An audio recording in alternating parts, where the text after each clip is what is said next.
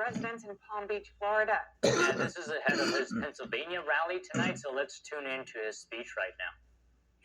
Allowed to be the President of the United States. You can't have that. You can't have that. So I'm running on a plan to save America. We're going to save America. We have no choice. It's the greatest there is. We love it, and we're going to save it. We have no choice. And it's going to be saving it from the incredible destruction that's been caused by crooked Joe Biden and Kamala. And she's responsible because he wasn't responsible, and she never said that. He didn't know too much about what was happening. Maybe that was exposed during the debate. And yet still the way they took that away from him was not right. It wasn't right. It shouldn't have happened that way. They walked in, they said, we're taking it away. They stole the presidency of the United States. You can call it a coup, you can call it whatever, but they stole it. They went in like taking candy from a baby. And can't have that. And she's running on a campaign of demoralization and really a campaign of destruction. But really, perhaps more than anything else, it's a campaign of hate, a campaign of absolute hate. And, you know, I said yesterday that she's a vessel. She is a vessel. It's a very big, powerful party with smart people. Have to be smart. But it's vicious. They're vicious, and they're perhaps even trying to destroy our country.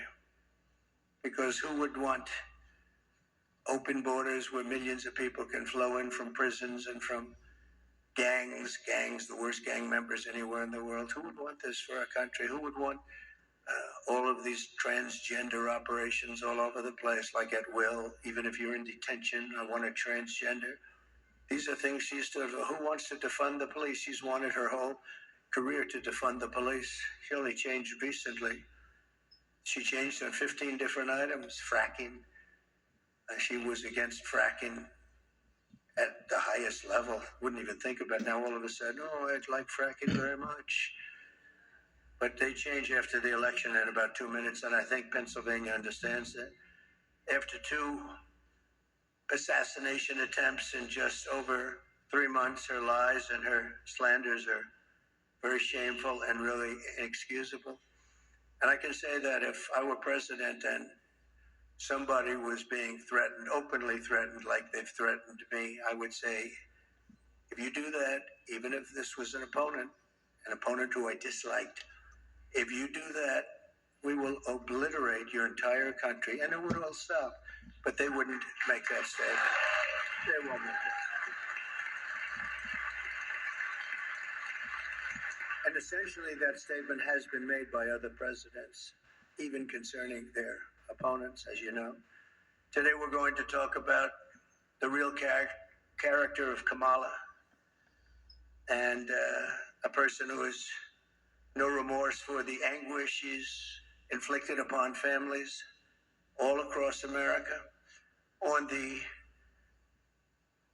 contrary, I have to tell you, Kamala intends to conflict and keep this misery going, and she's going to keep it going as long as she can, because that's the only way she can get elected.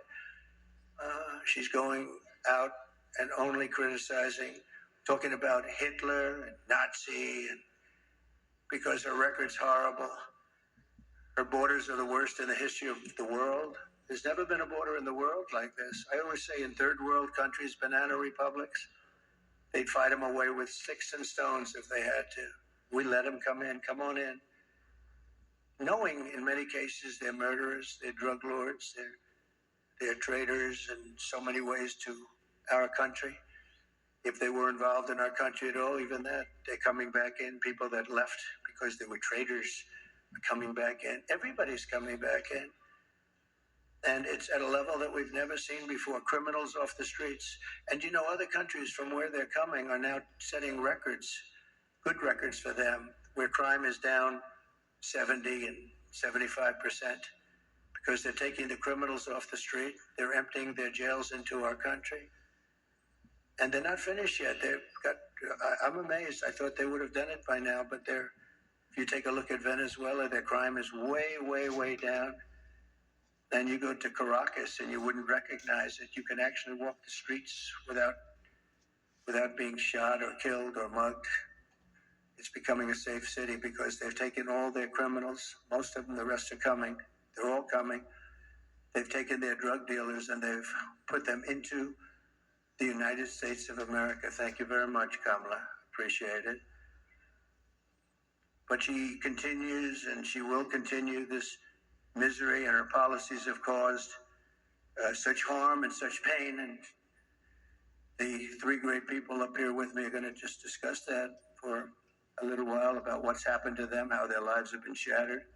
I'd like to begin with the story of one mother whose life Kamala has utterly destroyed this life. And we're talking about thousands of people in very similar situations every day under Kamala, open border policies. And if you remember, Joe Biden appointed her as the border czar. She doesn't want to use that term, but let's say we'll just use a different term. She was responsible for the borders, totally responsible. She never made one call to Border Patrol. 2 weeks ago, the Border Patrol endorsed me with the most beautiful endorsement I think I've ever gotten.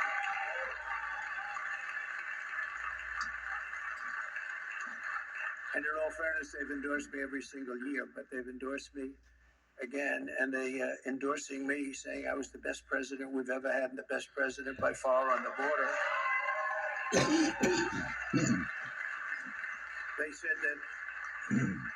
They said that, and this is not easy for them to say, they said that she was easily the worst person ever to work with them on the border, most incompetent, the least caring. Think of it, not one call in almost 4 years was made to Border Patrol, like, how are we doing? I used to call all the time. I'd say, how are we doing, fellas? How's it going? Is it going well?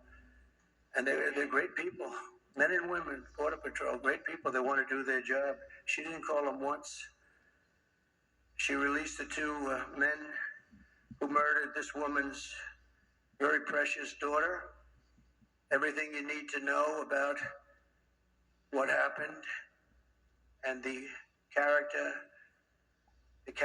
of Kamala Harris, you'll know from just watching this video. We had it done yesterday. It's very, very quick, very easy to do, but it was very heartbreaking. We showed it in a room full of people, and everybody was crying.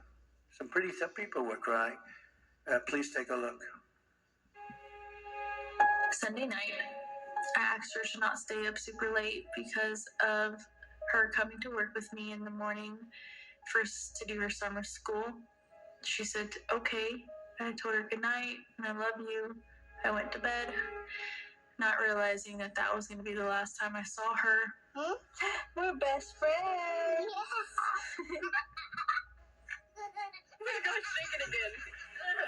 I woke up to notice she wasn't in her bed. I'm in my heart trying not to lose my mind because I don't know where she is. I finally remembered her phone had a location on, and her phone was pinging just 2 minutes down the road, right behind the skate park. I start driving to the direction the phone was being pinged at, and I see a couple cop cars with lights on. I see yellow tape, and immediately my heart drops and sinks to the bottom of my stomach. My daughter's hands and ankles were both bound. She was strangled to death, left with no pants. And I know in my heart, she fought incredibly hard. She was not going down without a fight. We begin with two men. We're learning are charged with capital murder tonight, accused of killing a 12-year-old girl. Police say these men strangled her before dumping her into that creek. Both men were in the country illegally. Apprehended, then released by Border Patrol less than 3 weeks before Jocelyn's death. The men accused of killing Jocelyn Nungare are affiliated with the gang known for brutal violence. Kamala Harris was in charge of immigration in our borders. If we had better border policies and not open borders and not these catch and release policies, I truly believe this all could have been prevented. Under her being vice president of this country, my daughter's life was ripped away from her.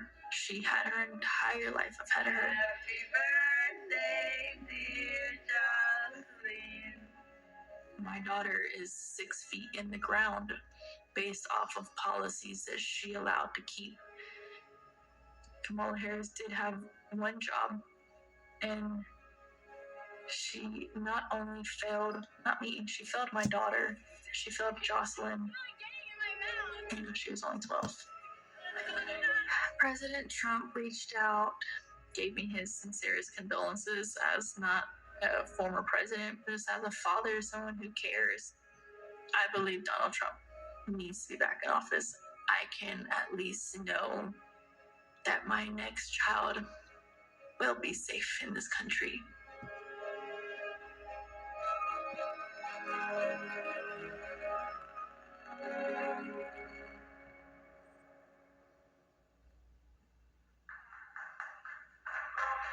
Thank you very much. So I know we talk about inflation and the economy, but to me, there's nothing more important than the fabric of our country being destroyed by people placed there, violently placed there, as far as I'm concerned, foolishly, stupidly placed there. I think what's happening on the border is the single biggest issue, and I'm seeing it more and more when I speak. I see it more. Inflation's terrible. It's hurting our country. It's just decimating our seniors.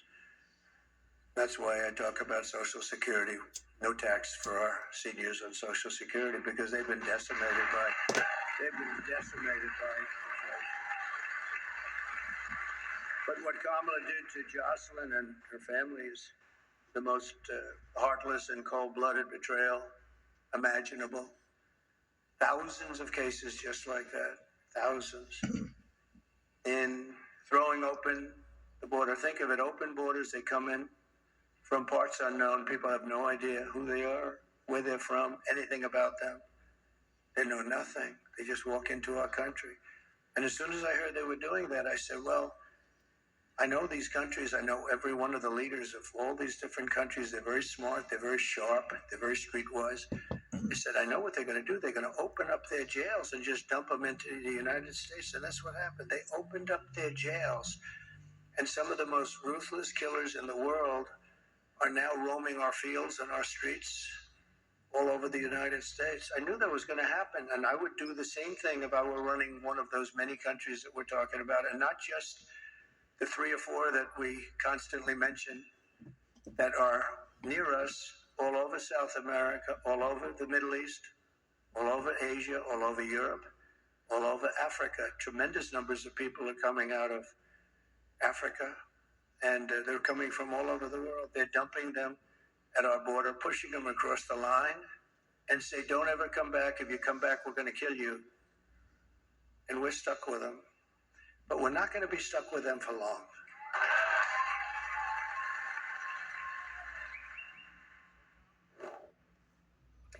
Next, in the key swing state